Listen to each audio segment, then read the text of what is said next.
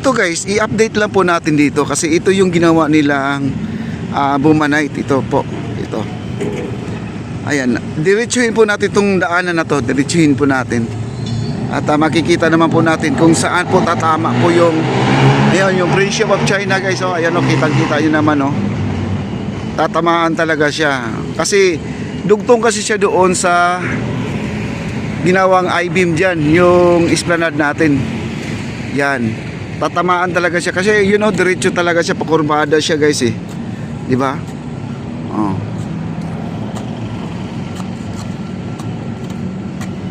At dito po ay kasalukuyan sila ay nagtatanggal na po ng mga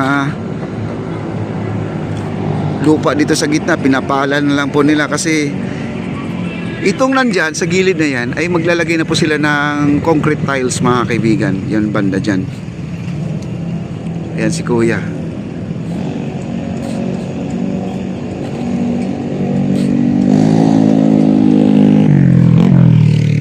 At sila rin yung gumawa kahapon.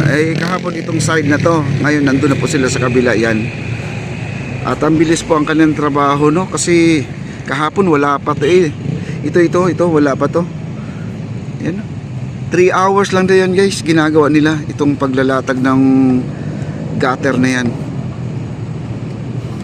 Yan si kuya.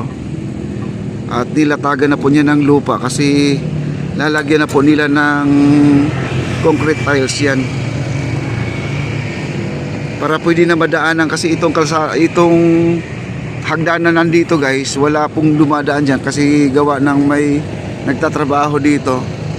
Tinanggal po nila to, yung pinasara po nila. Yan yung kulay blue. Siguro ay minadali ni Foreman Cano ito na malatagan na po ng concrete tiles para naman ay mabuksan na to mga kaibigan. Kasi alam mo, ang dami mga foreigner dito kahapon na dumadaan ay hindi sila makakaakyat dyan dahil gawa na sarado po guys, no? Maraming mga foreigner. Kumbaga ang ating Fort Santiago, itong tulay na to ay tinatangkilik po ng ating mga kababayan. Ayan, oh. Diba? Okay, pansamantala lang muna ang mga tao ngayon ay dito lang po sila dadaan sa malaking kalsada na to. Ito, dito lang muna sila dumaan kasi gawa ng may nagtatrabaho dito guys. Ayan po, no? Wow, kita nyo naman, no? I-beam natin kompleto na hanggang kalagitnaan na po yan. Pati file cap natin meron na rin, kompleto na rin ang file cap natin. At naglalagay na po sila ng round bar at tubular bar. Ayan na po ang ating mga scaffolding na ilatag na po dyan para sa support po ng ating steel deck mga kaibigan. At di ko lang alam kung kailan darating yung steel deck nila mga kaibigan. Kasi ika nga ang sabi ng ating contractor dito ay shout out pala kay Sir Charles. Shout out po sa iyo dyan. Maraming salamat sir. Ayan po ang ating ang ating project dito ay talagang napakabilis po ito guys. Pagmasdan nyo na lang po. Basta ito matapos sila sa paglalatag ng pilote at paglagay ng steel deck ay 16 po itong January 2025. Yan po ang kanilang target dito. Ayan, yung signboard nila na dyan yung malaki na yan. Nandyan yung kanilang ang kanilang pati budget, date, no, kung kailan nag-start, ganun po yan. Okay. Ayan po, pinakinis na po nila guys, oh. Ayan, oh. Kita nyo naman, oh.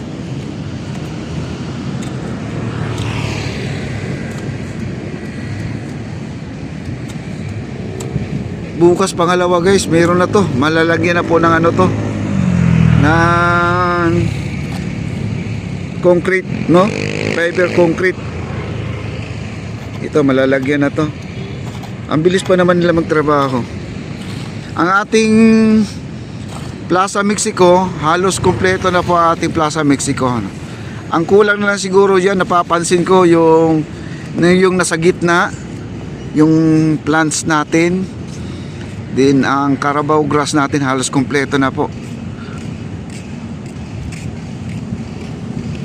Ayan po sila Kuya Polo. Nandun sa dulo sila Kuya Polo. ay kasalukuyan ay naglalatag pa rin sila ng buhangin para sa another paper, anong tawag nito, grass, paper grass concrete.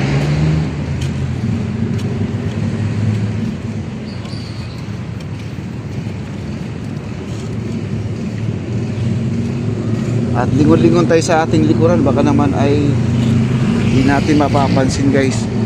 Ayan po ang ating area dito, guys. Oh, ayan. Ang kanilang kanilang maliit na dito, heavy equipment nandito, mga kaibigan.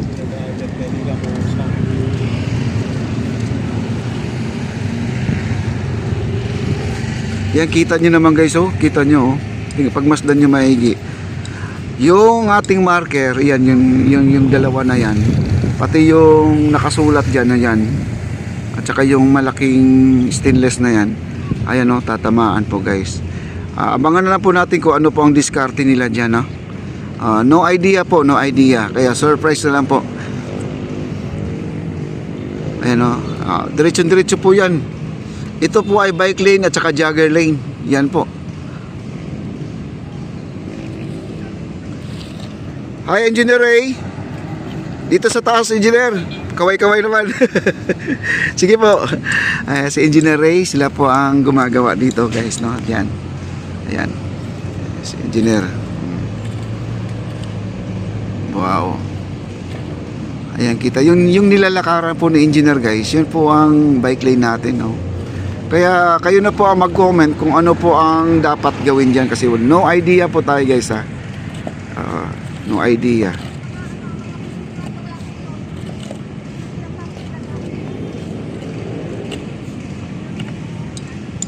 At dito pag ang dami pang buhangin. Ay, parang ito, guys. Ito hulaan ko na lang kasi ito parang landscape to, halaman to, guys, Kasi may mga lupa dito. Lupa talaga 'yan.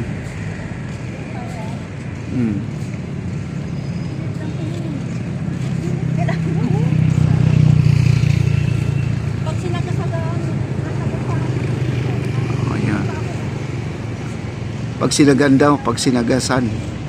Okay? Narinig pa natin, minsan ang tao talaga ay hindi maiwasan na mabubulol din sa pagsasalita, Okay, ayan po, guys. At update lang po, mga kaibigan, para naman ay makikita po natin kung ano po talaga ang kalagayan na sa ngayon. Ilang araw na lang, bagong taon na po tayo, guys, 3 araw na lang, 3 tulog na lang po tayo.